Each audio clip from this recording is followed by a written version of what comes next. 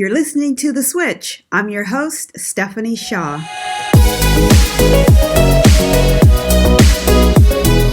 Hey, welcome to The Switch. I'm Stephanie Shaw. I'm a multi-certified holistic nutrition coach who, after finding no success with the 18 doctors and 2 world-renowned healthcare facilities I visited, decided I needed to make a switch and take my health into my own hands. Now I'm obsessed with you getting hormonally balanced and emotionally aligned. This podcast is about education, empowerment, and simple no-cost strategies you can implement right now. I'm so excited to be here with you to talk about all things health, beauty, clean living, and mindset. Ready to take your mind and body to the next level? It's time to make the switch. Hey everyone, welcome to another episode of The Switch. I am so excited today to be here with Gunjani Patel. Gunjani, thank you so much for being a part of the podcast. I really appreciate your amazing energy. Yes, thank you. I really appreciate this opportunity as well. So really excited to be here myself. Great. We both, we were just chit-chatting before we got started that we're having a crazy busy day today, but we were so excited about bringing you guys some information on how you can take care of yourself better that we, just like women, we decided to just plow through it and we started the recording. So thank you everyone for listening in. I just want to start by saying, I was doing a little cyber stalking there, finding out more about you. And I saw you had a stint in Ohio. So, OHIO. Tell me about that. What Yes, so part of my journey I've been everywhere in the US. I've lived here now, so half and half.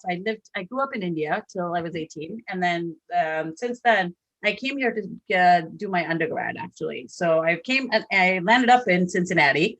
I was in India studying nutrition. Long story short, when I was a little girl, I wanted to become a doctor. Well, that didn't really happen because I had a few hiccups in my life. So I was like, well, I could go. I had an opportunity. My parents were really gracious. I had some family here in Cincinnati, Ohio, and they offered me to come to Cincinnati, Ohio, to go to UC, University of Cincinnati, Ohio. And I was like, yeah, I was only 18, so I didn't really know what was going on. I was like, yeah, I want to go there for grad school, but I don't know if I want to go there just yet. So they were like, well, just apply and see if you get in, you can go if you want. I said, okay. So we applied. And then next thing you know, I applied for dietetics because back then I was studying to be a dietitian. I was like, at least in some form, I'll be able to help people. I'll be in the hospital setting and, it would be great. So I said, all right. So I was pursuing my dietetics career in Mumbai, India.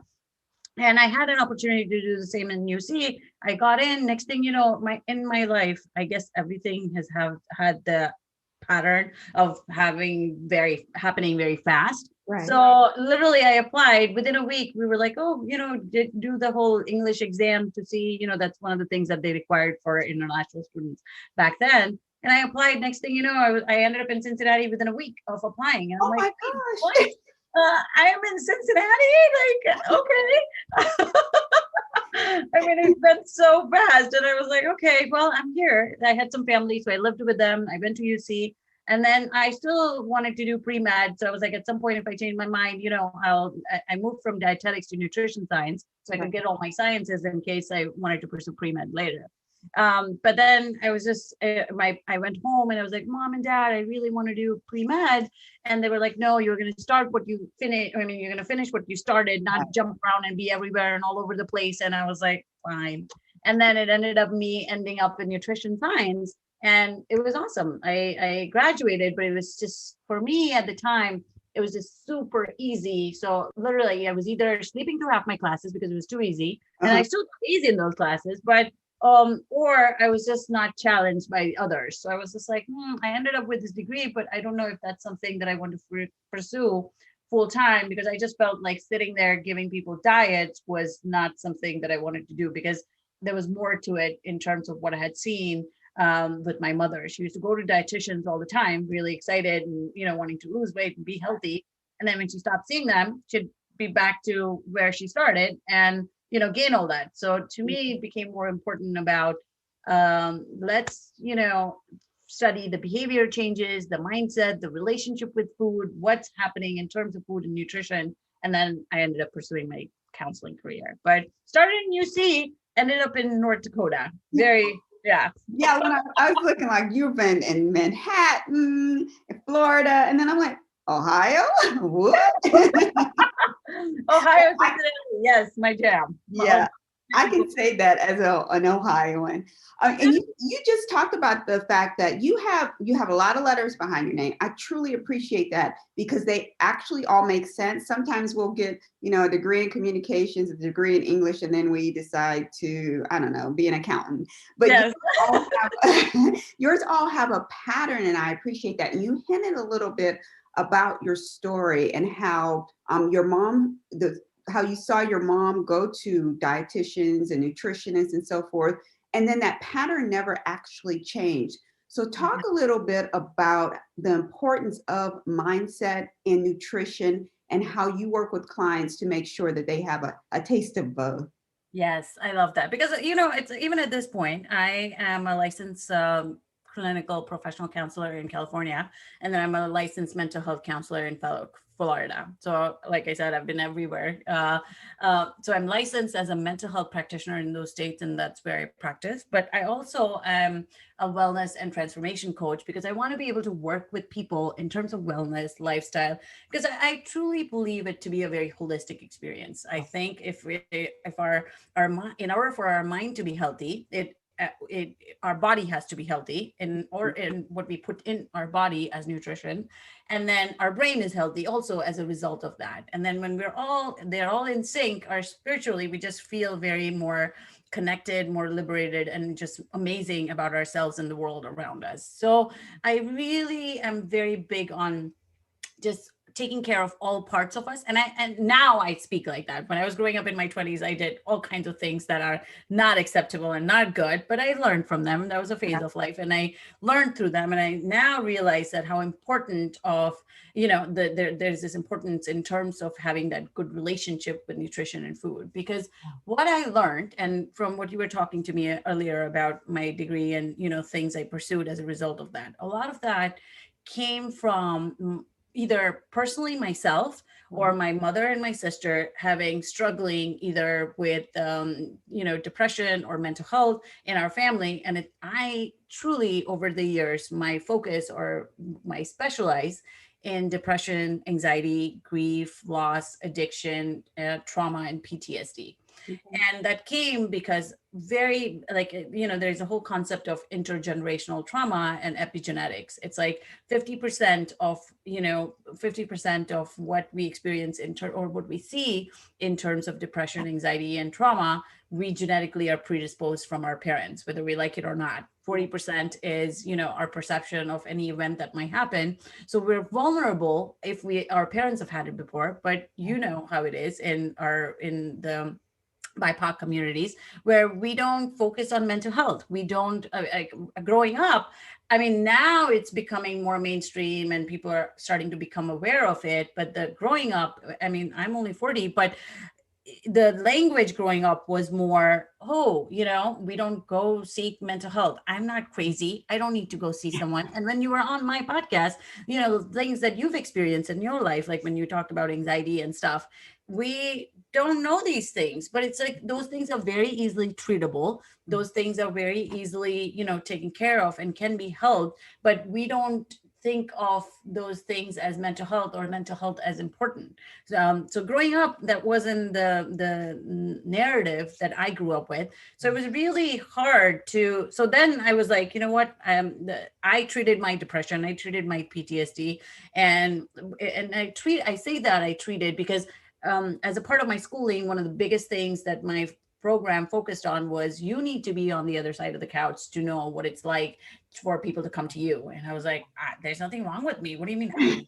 on the other side. In the meantime, I had all these years worth of untreated sexual trauma, untreated, I was going through a divorce. So all those things were very difficult things I was going through. And I was just like, and in our culture, it's like, time will heal. You're just like, what do you mean? It's not a big deal. You're just so minimizing and invalidating that it was very difficult to talk to someone close to me because everybody just expected you to be okay and great. But in the meantime, there's all these underlying things that happen. So then as I treated myself, I started having my career trajectory in a way of I need to be focused on trauma. I need to teach people how to live well, how to live intentionally, and how to have this relationship with food and, all these other areas of your life, like manage stress, manage anxiety. Because same thing, like my sister is a personal trainer at this point, and she really does really well in terms of her, but she's also very holistic because as I was growing up and learning and,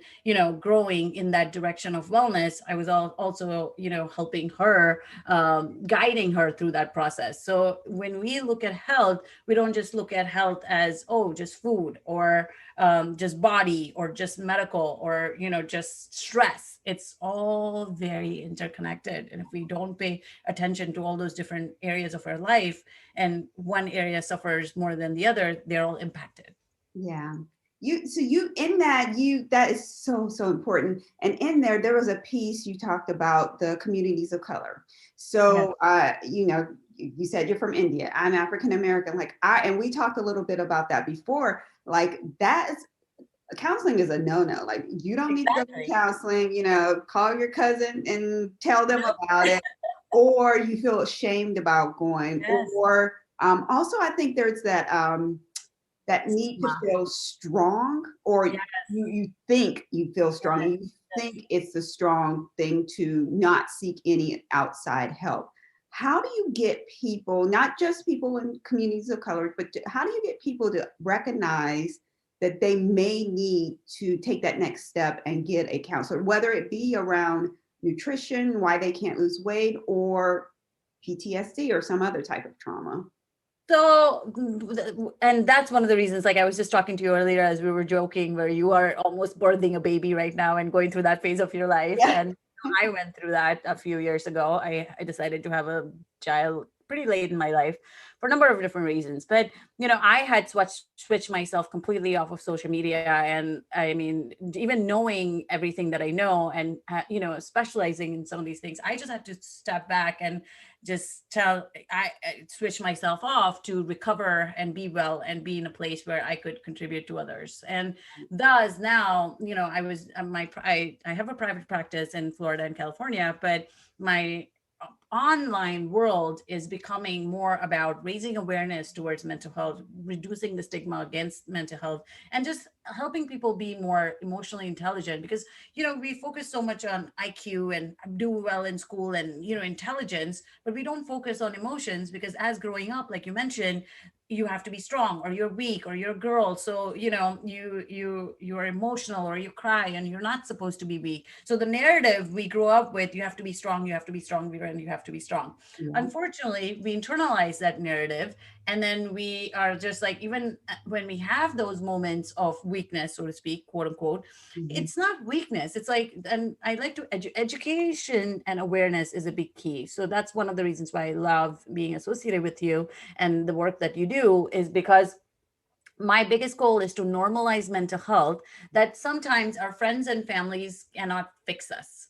Right. Counseling is not meant to fix us, but it's meant to empower us or figure out other ways of exploring things that we might not be able to look at on our own. Because sometimes, like as counselors, even we go to counselors, because sometimes we have a blind spot. We can't see things unless other people point it out to us. So whether you go to coaches or counselors, it's important that you seek someone who is unbiased and who is not related to you, because when they're related to you, they have bias and they want best for you. But sometimes what's best for, they think what's best for us is not, so, the way I look at pain and suffering, it's like when you are in that growth period, you suffer or you're in pain. When you're in pain, you grow. You look at things differently that you didn't look at before. Yeah. And that's like all about the mindset, because sometimes we're like, why me? Why me? And it's like, no, what is this trying to teach me? Instead, we ask ourselves. So when you go to a counselor, they provide you with a very, they hold space for some of the things that you're going through. They don't judge you.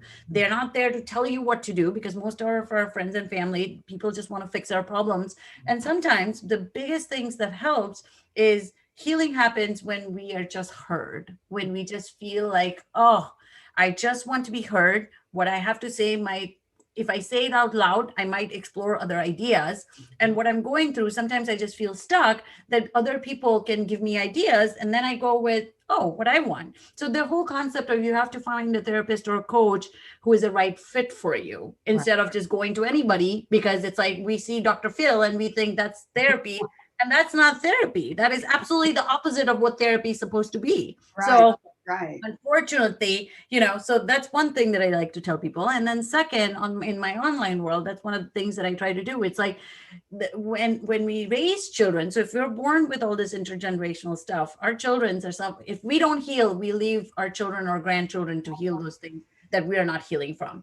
So what I mean by that is, if we don't change our ways, because we parent, like 40% of what we go through in life, or depression, trauma, and anxiety, is perception of, so perception means where we went to school, who were our friends, the communities we are associated with, the things we end up learning, the belief systems that we have when we grow up, right? Like if I believe I'm worthless, or if I believe I have to be strong, but I feel all these emotions and feelings, we use those words very interchangeably, but they're not.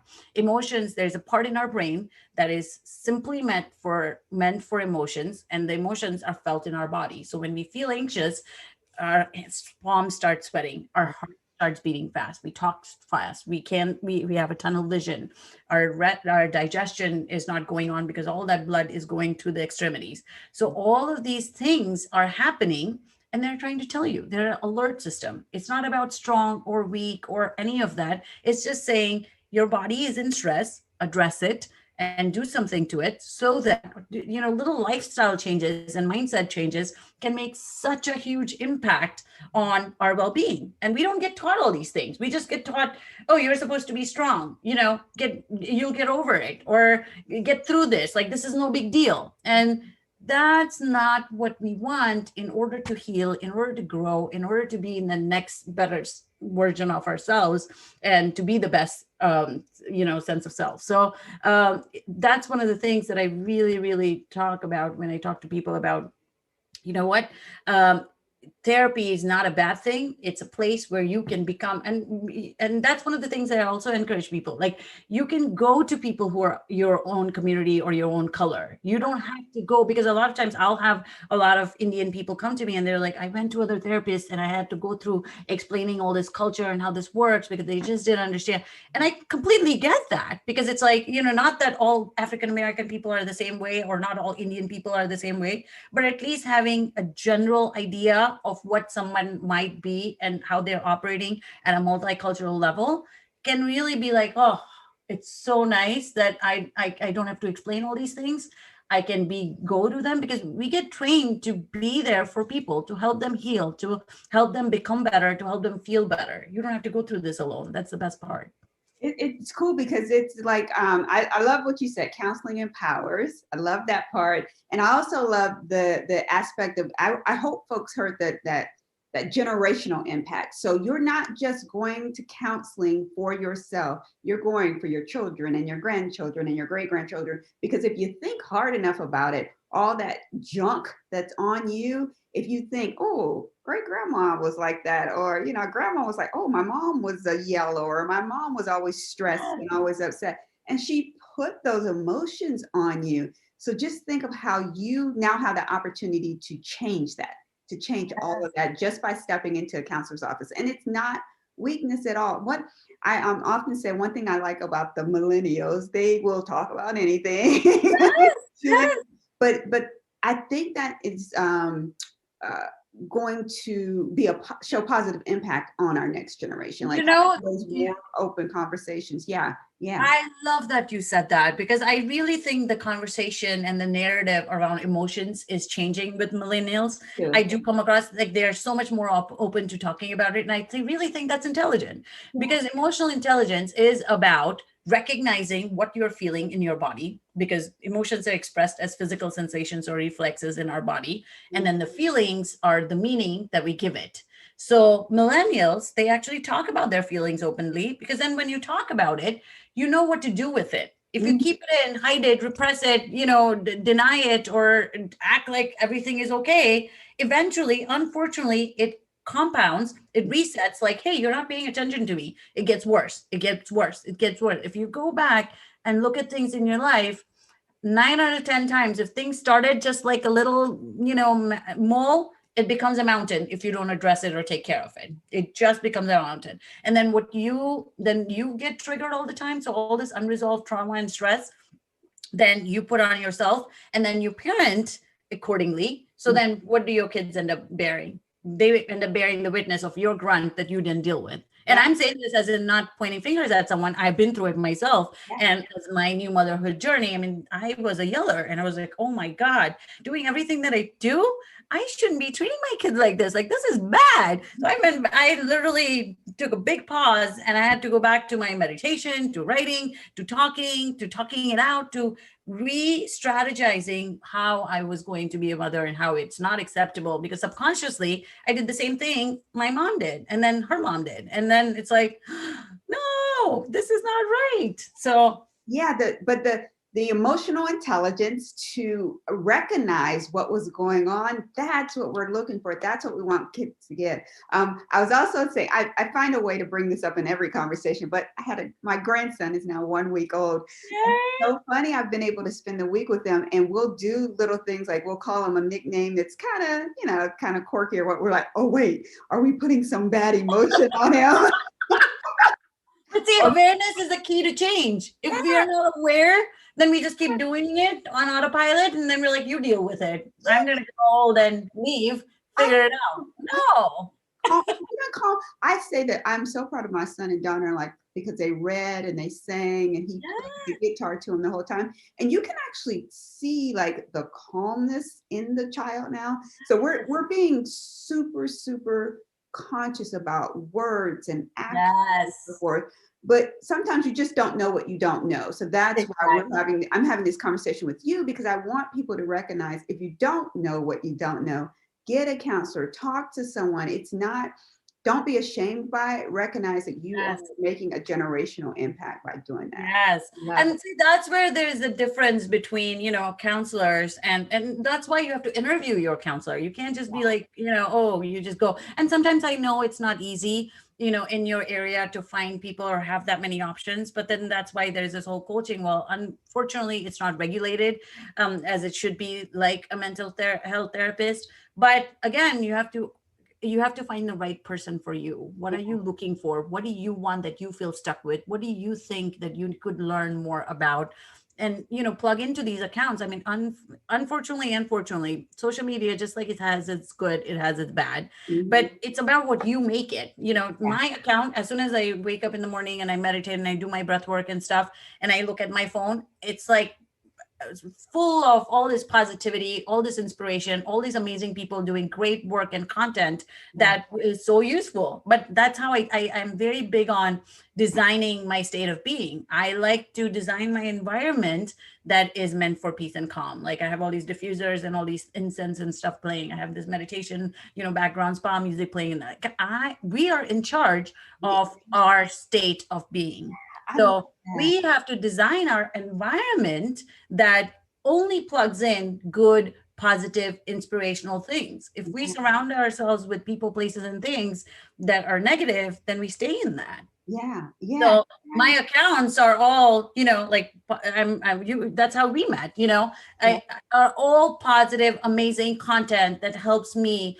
And so one thing that I learned in this decade was, instead of comparing myself to other people, because I used to do that a lot, and I was just like, never good enough. And I'm just like, no, I have to take that first step and start and move in the right direction for me to be a better version of myself every day. If you are only 1% better than you were yesterday, you read more, or you learned more, or you were inspired by books, podcasts, things, you will be so much better off at the end of your life when you are sitting there, examining what you did, as opposed to at the end of your life having all these regrets. You didn't spend enough time with your family. You were not present enough because you were so busy working and making money, or you were not, your relationships were not as much as you would have liked them to be. Your social relationships, your food, and all the things that you ate and put in your mouth and traveled, all those things matter. I really am big on do it now, be conscious, be aware, be intentional, so that you don't end up having regrets later, or your health doesn't end up suffering later, or you're aging gracefully, you're doing well mentally. Yeah, I like that. And I think you just touched on it, but are any other tips or tools around living intentionally? So very, and I'm very also big on stress. So I really, most of us these days, and especially my practice this last year, because of COVID and all the changes that COVID brought, right?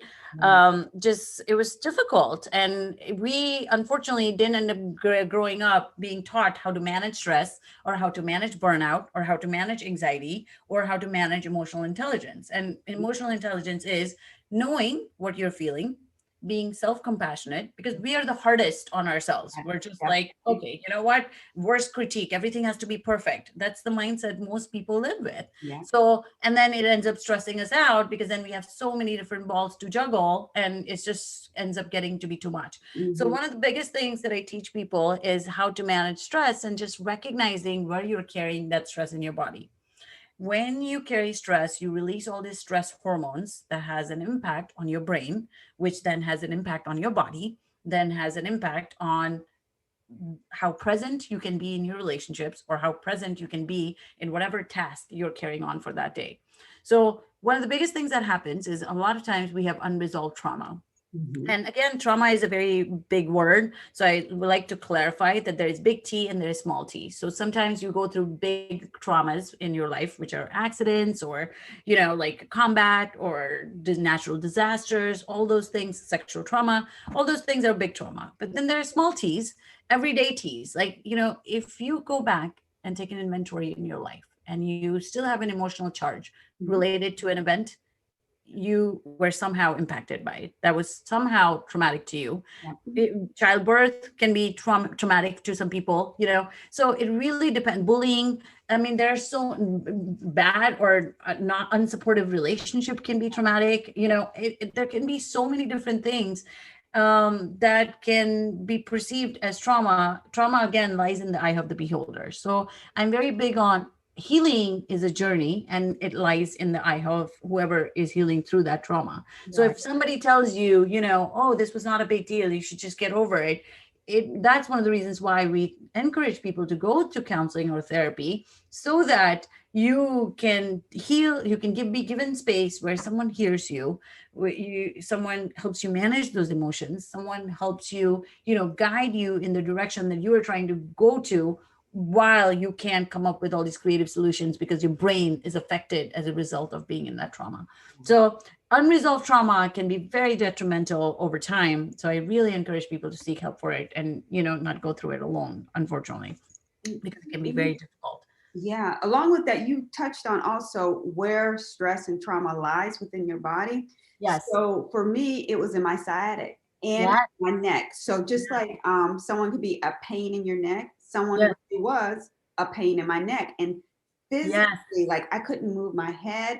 And it was like almost a year, and I did not know what was going on. And it's like the emotions became trapped here, and it became trapped in my sciatic. And as soon as I recognized, oh, wait, XYZ happened, XYZ needs to be removed from my life. And when that all happened, it's like, whew, wait, I don't need a doctor anymore. It's so I wish I knew you then. Yeah, I know, right? Because I really tell people, like 2/3 of the PCP and the emergency room visits are stress and trauma related.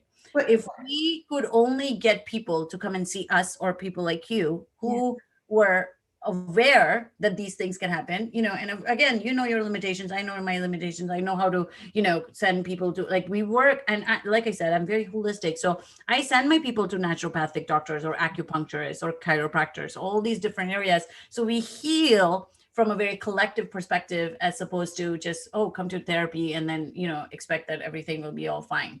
Sometimes it's not, depending on what your situation is. It really is important that it's looked on as like a drone looking down on all these different areas of your life, because when you don't treat those traumas, you carry that stress, you alert your brain, like I can do a whole episode on that, but there's parts of your brain that really gets affected. Like there are 5 areas of your brain that gets affected when you're constantly going through stress. And when I say stress even means, let's say if you had a meeting and you were just literally sitting there typing the entire time and focusing, that produces cortisol, the stress hormone in your body. Let's say you're not able to get, like in your case right now, if you're up with the baby all the time, and if you don't have good habits, such as, just spending 5 to 10 minutes of just being compassionate and just love and healing to yourself and filling your bucket, because a lot of times we just pour out of an empty bucket, as in we'll just give, and then we end up being spent. If we don't have good practices like meditation or breath work, just sitting there breathing, you really you're right. let go of all the things you're holding on to and being so uptight and tight the entire time. Like even, 5 minutes of sitting there, inhaling, exhaling, or taking a walk out in the nature, or just being outside for 5-10 minutes, or just connecting to the ground and do some grounding practice. We don't get taught all these skills. So it's like, how do you learn that? I don't know. I'm just used to being stressed all the time. That has an impact on your immune system, on your brain clarity, on your ability to focus. And then we go to drinking, gambling, sex, all these things to escape. Food, we escape in order to deal with that stress. So if you learn how to manage your stress, you can equally have a good relationship with all these different things that I mentioned as vices, but in moderation. So it helps your body and you're not escaping from something, but you've learned adaptive coping skills to be adapting with daily stressors. That's huge. I was in that situation too, where so I was in the emergency room quite a bit, and the doctors would like whisper to my husband, "Oh, it's stress related." Well, I have some issues with Western medicine every once in a while. I have a heart attack, go to the doctor. But so it's not helpful to say, "Oh, it's stress related," period. Because especially to a woman, when you think, then you turn it to, "Oh, it's all in your head." So yes, it may be stress related, but what does that conversation look like? Okay, this is stress related. What is going on? Someone actually being able to walk you through the steps. That's where a good counselor like you comes into play. Someone who actually can help you recognize that, it is stress, but it's not all in your head. Something happens, or that you now may be able to easily figure out, or maybe something happened a long time ago and you're holding that stress in some part of your body. If I get Western doctors that may be listening to learn about this and have those conversations, and not be afraid to say a naturopath or an herbalist or a chiropractor may be what you need, I think that would be so huge. That would be I don't know if we'll ever get there. That was now I will do my soapbox dismount. No, it's so true, because it's like, I'm actually reading, you're gonna love this, because I'm about to do an episode on this whole thing on gut health and mental health, and how stress can actually impact our mental health. And I picked up this book by this doctor called Dr. Amisha, and the book is called I'm So Effing Tired. And it helps you walk through burnout and stress, and just doing some dietary, and because she talks about there are 3 things that really affect our energy: our gut health, inflammation in our body, our immune system, and our hormonal health. Because as women, hormones come out just fine, because they're not triggered to an extent where they come off as, oh, there's with some people there might be some hormonal issues going on, so it absolutely needs to be addressed. Yes. But a lot of times those hormones are not triggered as much to come up on your medical records so that you can be treated for it. And unfortunately, not all doctors are aware. And she, as a doctor herself, talks about it. So it's so nice because she's an internist. She went to Harvard and all these amazing schools, but she finally talks about it. And I'm just like, oh my God, somebody needed to talk Finally. about that. Yeah. Finally, so she talks about how, we as women are tired all the time or don't know how to manage our stress, but there are simple dietary and nutritional, lifestyle changes we can do in order to prevent diabetes, heart issues, all the things that we in our women of color cultures go through and Yeah. inherit it, and we don't know how to manage it. We don't know how to do lifestyle changes. And sometimes our doctors do tell us, but then we don't know how to manage our stress because they don't know how to manage their stress a lot of times. Yeah. Physicians go through so much stress. There are very few handful of physicians that I see educating people about stress and how to manage it and using all these holistic practices to manage it. Yeah. That would be so powerful. Like we could potentially put the pharmaceutical business.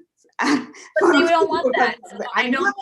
I know. I've actually I read don't think it will something. be at that level, but I really think that people, like you said, millennials, Yeah. that people are being more educated these days, more into well-being and more into, you know what, I don't want to rely on meds. I want to exhaust because all the people that I interview on my podcast are a lot of them are self-healed. I mean, you were one of them. And, I talk about that in my podcast where at some point when your medical rule outs are just like everything looks great, but yet you feel exhausted, you feel tired all the time, you can't be present, you have this brain fog, you're palpitating and having panic attacks all the time. I mean, what is an answer to that? Yeah. And if you can do it holistically versus, and some people you do need to go on type 1 diabetes. There may be things that you actually do need a physician and pharmaceuticals for. But if you could figure out a different path initially, and that path is eating better and taking time for yourself, why not try it? That's what I always try to tell everyone. Self-compassion and self-care is big. We don't get Yeah. taught that. I wish I was taught that. I learned that pretty late in life. Me too. But it's like the more you take care of yourself, even if it's 5 minutes a day, every day, 5 to 10 minutes, whatever your activity might be, sitting and breathing, writing, like just forget about me. Don't even think about me right Yeah. now. Like, Yeah. I need that 5 minutes to just be mindless and Yeah. just zone out and just not think about anything and fill my bucket in, fill my heart and my energy system with all this love and healing that I put my body through this entire day, myself through entire day. I release all that doesn't belong to me today. Consciously and intentionally, if you say that to yourself, and just literally notice a grounding cord going from your body all the way, to the earth, and just releasing everything that you're carrying with just a few breaths, that can have amazing impact in just 2 to 3 weeks, depending on your situation and what you're going through. Of course, not everybody's going to have that experience, but that's why you need personalized care by someone who knows your history, knows your story, knows what you're going through, and can help you and guide you through that. Yeah, I think I so enjoy our conversation. I love talking with you. I love talking with you. So I had two questions, but you just answered one of them. I was going to ask for one practical tip, and that was brilliant. That's something you can do. That's no cost, 5 minutes a day. Everyone, you have to hide in the bathroom and do it. Just do it. So that is genius. The last question that I have for you is about the switch, which of course is the name of the podcast. I don't know why I always say that, but it's the name of the podcast. So what one switch in your life caused you to be the woman that you are today? And today's we're recording early, obviously, so it's today's Happy Women's International Women's Day. So It is. all our women out there, we Yes. really see you. You are doing amazing job, and I can continue to inspire and be inspired by every one of you. So really, I think our community would be so much better if we all looked in that direction of being inspired by other women and inspiring other women. But a lot of switches actually happen, and thus now I've started to look at life as valleys and mountains. I don't think either one lasts forever. When I was in my valleys, there were deep valleys, and when I was on the mountain, there were amazing mountains, and it was fun. But now I've looked at life as or I've started to look at life because because one of the things that I learned was if we don't address the patterns in our life, they continue repeating. and they're trying to tell us something. So if we don't grow from it and don't evolve ourselves from it, then they continue to show up over and over. For me, that looked like series of bad relationships that started out as abandonment, or feelings of abandonment. I mean, I grew up great. I had amazing parents, but somehow all these things didn't work out. But so I learned that as I was growing through that process, and as I was learning and evolving myself through that process, meditation has become one of the biggest things that helped me switch from who I was to who I continue to be and become. Because and my meditation, and again, people think meditation is just sitting there breathing like a monk. I have ADHD, so I'm very out there and, very active. So meditations can be very active. There are all these free meditations online. Obviously, it's one of the tools that people use to, for sleep and focus. I mean, it is one of the only practices that I know has 100 benefits and 0 side effects. People say, I can't sit and meditate. But to me, as I was going through my ups and downs, I really learned that bad times, just like the good times, will pass. Bad times, now I look at, it's teaching me something. I need to grow from it. I need to evolve, because without suffering and without pain, I wouldn't be who I am today, speaking what I'm speaking. And when I really didn't feel that I had hope and I was almost ready to give up, I'm so glad already looking back, like 12 years later, I'm like, wow. So the greater your pain, the bigger you will be as a person in your life. And I really, really hold on to that so badly if you're going through some hard times right now, because know that we don't get given anything. The universe doesn't give us anything we can't handle, A. And B, if we can handle and get through it and evolve as a result of that, we become so much stronger and more mentally evolved as a result of that, that it's just amazing. The other side is just an amazing feeling. When you don't have to go through it on your own. You can go through it with amazing coaches, guidance, counselors that you need to go through it with, so that you don't have to do it alone. I love that. How can folks get in contact with you? So my Insta and my Facebook community handles are at GPatelCounseling. I can be reached at GPatel@GPatelCounseling.com. And I actually have 2 amazing communities that I've started. One, I founded for pregnant and new moms, mental wellness support. So women, if they're pregnant and new moms, please join us in that community, because I really feel that sometimes when we go through that newness, it's really amazing to just have support and resources through that. Because when when in our communities, especially, the focus just shifts on the baby. And the woman is also rebirthing through that phase. You went from becoming a woman to a mom. That's a big responsibility. That's a big identity challenge. You can't just take your car and just leave at this point. Now you have to get diaper bags and all this other shenanigans ready for 40 minutes before you step in the car. So all these things happen.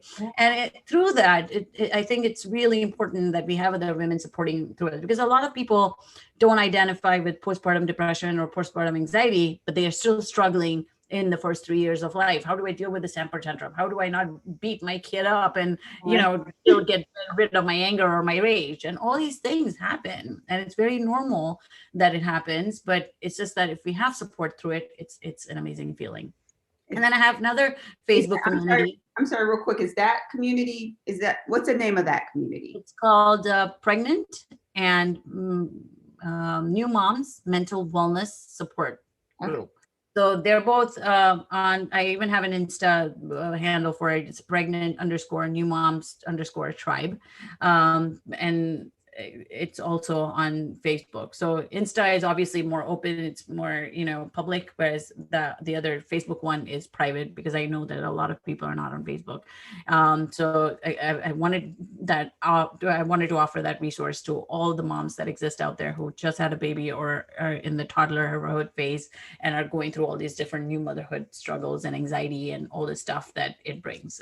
Some days are good, some days are not good. So you need other sisterhood women tribe to help you through that process. And then the other community that I have is called Traumatic Transformations, Emotional Intelligence, and Conscious Living community. And that again is, a part of my podcast, a part of all the stuff that I do, and just helping people be their better version of themselves. So just, becoming a part of that community just is another way to be motivated, to have hope, and be surrounded by all the people that are doing the same every day. So you're welcome on it as well.